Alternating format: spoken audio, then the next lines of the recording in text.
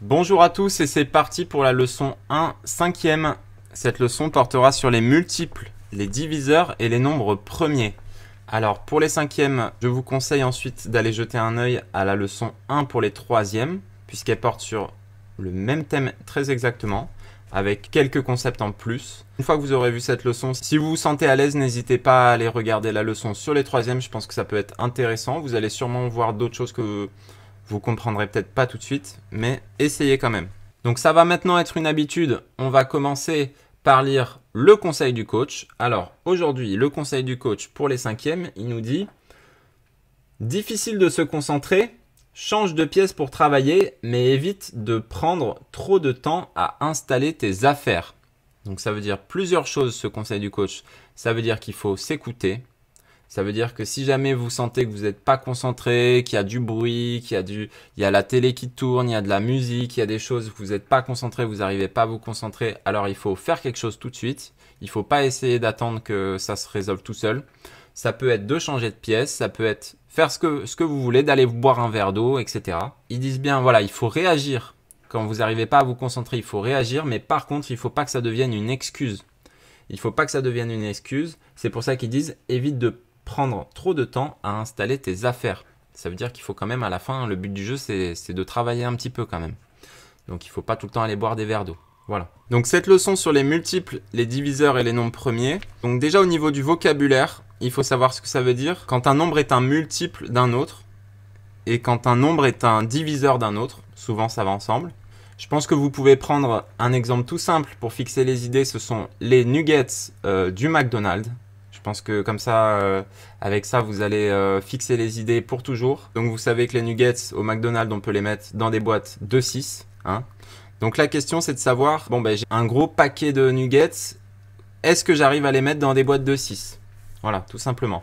Par exemple, j'ai 60 nuggets, ben, je peux très facilement faire 10 boîtes de 6. Ça veut dire que 60 est un multiple de 6, puisque 10 fois 6 égale 60. Voilà. Pour savoir si un nombre est un multiple d'un autre ou un nombre est un diviseur d'un autre, il faut savoir si vous allez pouvoir faire des cartons entiers de cette chose. Par exemple, j'ai 7 nuggets, ben, je peux faire une boîte de 6, il va m'en rester un. Bon, donc ça veut dire une seule chose, c'est que 7 n'est pas un multiple de 6.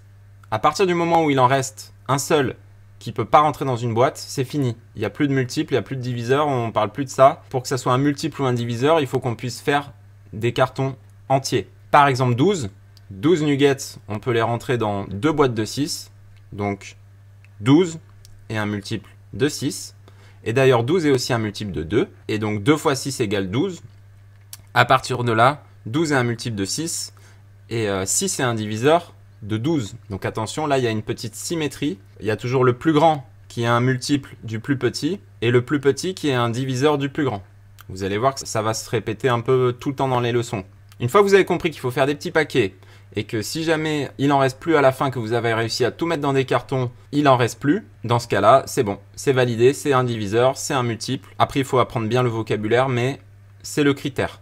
Le critère, c'est est-ce que j'arrive à tout mettre dans des cartons et est-ce qu'il en reste à côté à la fin. Ensuite, il y a des petites astuces. Donc ça, c'est très important et vous allez voir que c'est repris très précisément, exactement pareil dans la leçon de 3e. Il y a ce qu'on appelle des critères de divisibilité. Bon, c'est un peu compliqué de dire comme ça. Mais un critère de divisibilité, c'est, il y en a 5 à connaître. Vraiment, ça s'apprend rapidement. Ça permet de savoir si un nombre entier est divisible par tel ou tel nombre. Donc là, il faut être capable de reconnaître un nombre qui est divisible par 2, par 3, par 5, par 9 et par 10. Vous allez voir, on va regarder ça ensemble. Je pense que ça va être assez facile à retenir. On va commencer avec le premier, un critère de divisibilité par 2. Pour savoir si un nombre est divisible par 2, il faut regarder si son dernier chiffre est pair. Alors vous savez ce que ça veut dire pair. Pair, ça veut dire que ça peut être divisible par 2. Finalement, on retombe un peu sur nos pattes. Un chiffre qui est pair, il y a 0, 2, 4, 6 et 8. Donc ça, il faut absolument le savoir, il faut l'apprendre. Si vous n'arrivez pas à le retrouver, il faut absolument l'apprendre, ça c'est très important. Les chiffres pairs, ce sont 0, 2, 4, 6, 8. Et donc ça veut dire qu'à partir du moment où vous avez un nombre qui finit par 0, 2, 4, 6, 8. Donc là, on parle bien de nombres avant la virgule. Il n'y a pas de virgule ici. Donc 0, 2, 4, 6, 8, c'est un nombre pair. À partir de là, qu'est-ce que ça veut dire? Ça veut dire qu'il est divisible par 2. Par exemple, là, j'ai les exemples. Il y a le 108. Et bien 108, ça finit par 8. Donc 8, ça fait partie de 0, 2, 4, 6, 8. Et donc ça veut dire que 108 est un nombre pair. Je peux le diviser par 2. 108, et ben ça fait 54 fois 2.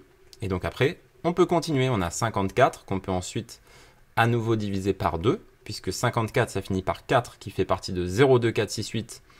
Et donc 54, alors ça va faire 27 fois 2. Et après, on va continuer. Vous allez voir, on va regarder les critères de divisibilité suivants. Donc là, vous avez compris comment on reconnaît un nombre qui est divisible par 2. C'est est-ce qui termine par 0, 2, 4, 6, 8. Ensuite, comment on peut savoir si un nombre est divisible par 3? Donc ça veut dire, est-ce qu'on peut faire des petits paquets de 3 avec ce nombre? Alors pour ça, il faut tout simplement que la somme de tous ces chiffres soit égale à 3, 6 ou 9. À partir du moment où vous additionnez tous les chiffres et que ça fait 3, 6 ou 9, alors le chiffre est divisible par 3. Là, l'exemple qu'on nous donne, c'est 252. Donc 252, on fait 2 plus 5 plus 2, ça fait 9. 9, ça fait partie de 3, 6, 9. Donc à partir de là, c'est validé. 252 est divisible par 3. Vous pouvez le taper sur la calculette. 252 divisé par 3, vous allez voir que vous allez tomber sur un nombre entier. Le suivant, c'est divisible par 5.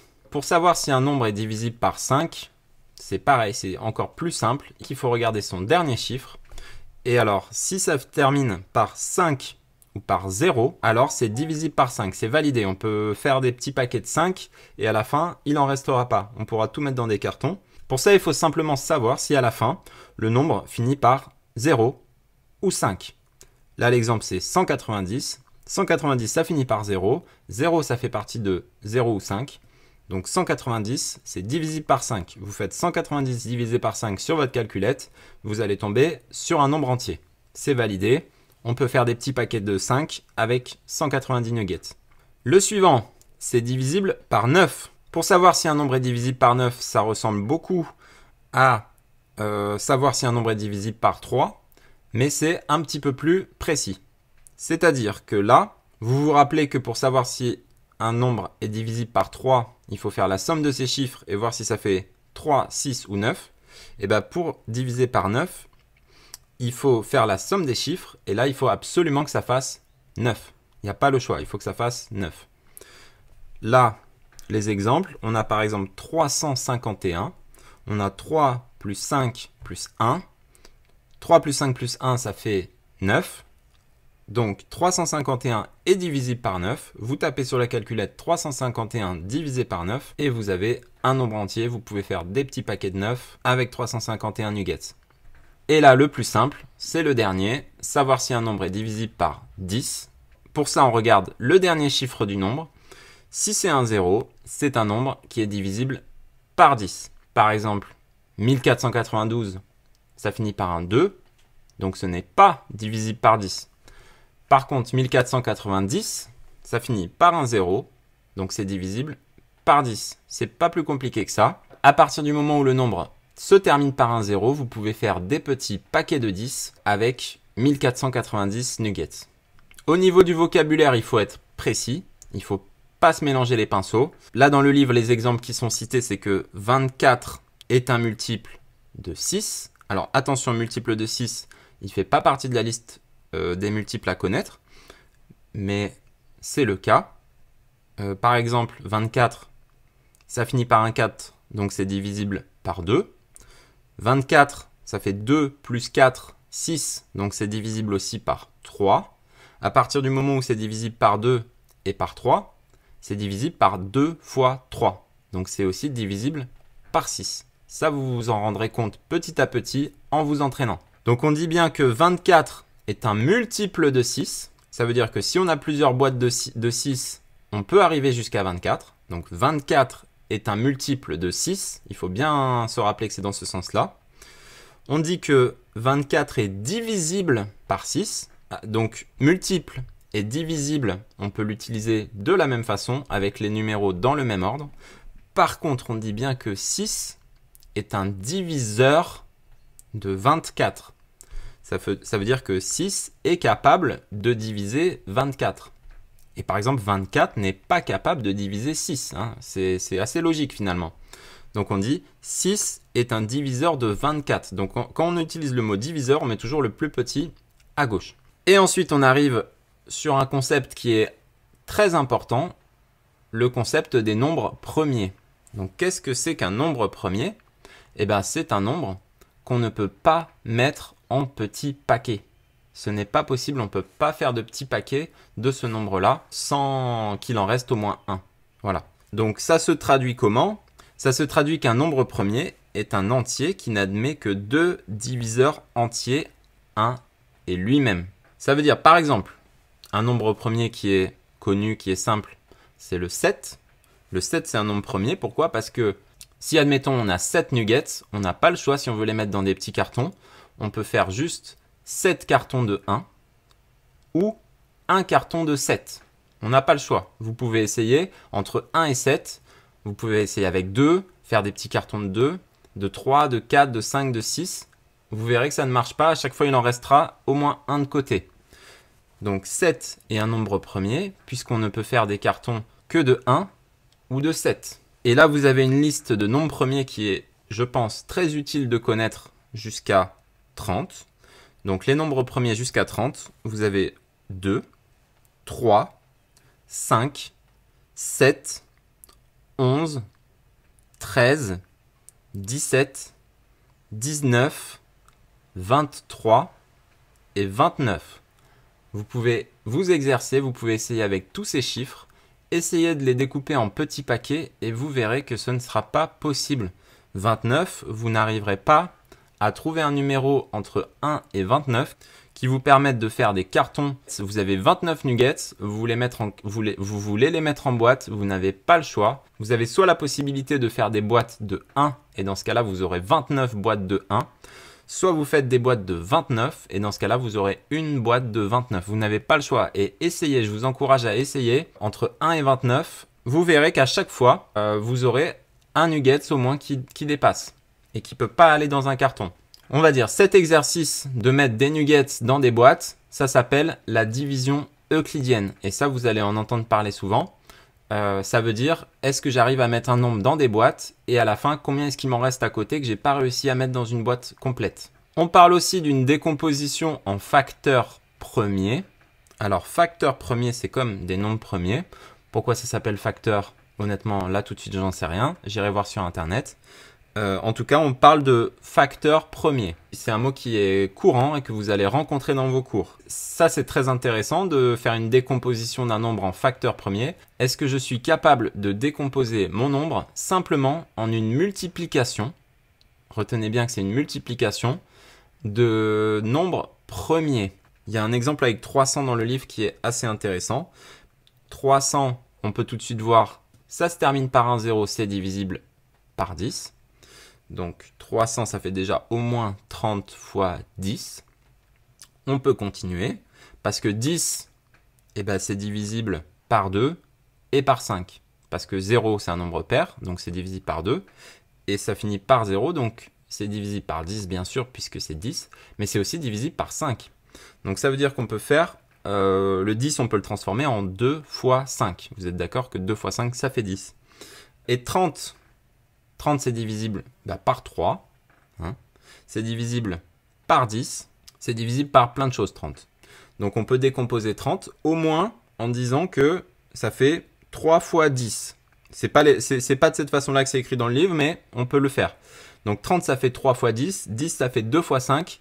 Et donc 3 fois 10 fois 2 fois 5, on peut encore aller plus loin. Et ça fait 3 fois 2 fois 5 fois 2 fois 5. Et là, on n'a que des nombres premiers. Du coup, c'est très intéressant. Ça permet vraiment de décomposer le chiffre au maximum, d'en faire comme des toutes petites parties. Et après, ça sera utile dans plein d'usages. Vous verrez petit à petit dans les leçons suivantes, vous allez le réutiliser très souvent, cette méthode. Donc, c'est vraiment important de savoir décomposer un nombre en facteurs premiers. C'est vraiment important de savoir faire ça. vous verrez que ça sera utile très rapidement dans les leçons. Donc exercez-vous. Pour ça, c'est vraiment pas compliqué si vous voulez vous exercer. Vous prenez un numéro au hasard et vous essayez de le décomposer en nombre premier. Et vous allez voir que vous allez y arriver. Vous allez pouvoir vous fabriquer vous-même des exercices tout seul. Vous prenez un nombre au hasard, vous le décomposez en facteur premier. Vous vérifiez à la calculette ou sur l'ordinateur, vous demandez à quelqu'un. Et voilà. Je pense qu'en faisant ça, vous aurez compris l'essentiel de la leçon. Donc on rappelle, dans cette leçon, il y a des notions de vocabulaire. Là, on parle que de nombres entiers, on est vraiment que sur des nombres entiers. On a le vocabulaire multiple. Donc par exemple, 24 est un multiple de 6. On dit aussi que 24 est divisible par 6. Donc multiple et divisible, ce sont des mots qui sont équivalents. On inverse et on dit que 6 est un diviseur de 24. Donc ça, c'est un peu les mots à connaître. On a aussi le terme de nombre premier. Un nombre premier, vous vous rappelez, c'est qu'on ne peut pas faire des petits paquets. On ne peut pas les mettre en boîte. Par exemple, 7 est un nombre premier. On peut faire que 7 paquets de 1 ou un paquet de 7. Et ça, si vous ne me croyez pas, je vous laisse vérifier. Et ensuite, quelque chose de très important, c'est de connaître par cœur les critères de divisibilité. Mais avec un peu d'entraînement, vous verrez qu'ils sont simples à retenir. Par 2, si le dernier chiffre est pair, donc 0, 2, 4, 6, 8. Par 3, si la somme répétée des chiffres est égale à 3, 6, 9, donc vous additionnez tous les chiffres du nombre et vous regardez si ça fait 3, 6 ou 9. Si par exemple la somme à la fin ça fait 18, et bien vous recommencez, vous additionnez 1 et 8 et vous continuez comme ça jusqu'au bout. Savoir si un nombre est divisible par 5, et bien il faut que son dernier chiffre soit égal à 0 ou 5, tout simplement. Savoir si c'est divisible par 9, il faut que la somme répétée, donc comme pour le critère pour 3, mais là il faut que la somme elle soit égale à 9 exactement. Et divisible par 10, ça c'est le plus facile. Il faut que le dernier chiffre soit, donc le chiffre des unités, soit égal à 0. À partir de là, vous pouvez faire des boîtes de 10 et à la fin, il ne vous en restera pas en plus. Je vois qu'il y a un exercice qui dit donc l'exercice 6, donc celui qui est le plus difficile dans le cahier, vous demande de chercher le plus grand diviseur commun au nombre 112 et 308. Donc ça peut être un exercice un petit peu compliqué quand même. Si vous voulez arriver jusque là au niveau des exercices, même si je vous conseille sérieusement de commencer par les exercices plus simples, le mini-contrôle aussi est un petit peu difficile, donc vraiment soyez sûr d'avoir bien compris la suite avant d'aller jusque là. Donc pour avoir le plus grand diviseur commun à deux nombres, il va falloir dans un premier temps les décomposer en facteurs premiers. Et à la suite de ça, regardez tous les facteurs premiers qu'ils ont en commun. Et ensuite aller dans l'autre sens et les multiplier les uns avec les autres. Là, de toute façon, vous avez les solutions dans le cahier. D'abord, dans la décomposition. Ensuite, il faut la comparaison. Donc, comparer entre les deux les facteurs premiers qui partagent. Et à partir de là, aller dans l'autre sens et multiplier tous ces facteurs premiers qui sont en commun. Pour en savoir plus sur la division euclidienne et très précisément comment ça fonctionne, je vous conseille d'aller voir sur YouTube. Vous allez trouver des vidéos qui vont vous expliquer très précisément comment on fait une division euclidienne, si vraiment vous voulez savoir comment on fait. Moi, ma méthode, c'est d'imaginer des nuggets dans des boîtes de 6. Mais si vous voulez avoir quelque chose d'un peu plus académique, n'hésitez pas à aller chercher sur YouTube, vous allez trouver. De toute façon, vous le verrez en classe. Et à partir de là, je pense qu'on a fait bien le tour. On a fait le tour de cette leçon de multiples, diviseurs et nombres premiers. Je vous souhaite un bon courage, accrochez-vous bien. Et puis, vous voyez que là, c'est la première leçon, c'est faisable, on arrive à comprendre. Et puis, on continue tranquillement. Vous allez voir que tout ça, même si vous avez un peu de difficulté à le comprendre maintenant, vous allez passer une nuit dessus, 2 nuits dessus et vous allez comprendre tout de suite que c'est pas si compliqué que ça. Et vous verrez que c'est quelque chose que vous allez réutiliser très souvent. Donc, c'est important de comprendre cette leçon bien. Regardez cette vidéo plusieurs fois. Faites les exercices, exercez-vous, allez faire les exercices, ceux que vous trouvez les plus simples pour bien se fixer les idées et petit à petit aller vers des choses de plus en plus compliquées. Voilà, je vous souhaite un bon travail et à bientôt. Et tout de suite, on continue avec la leçon 1 de maths pour les 4e.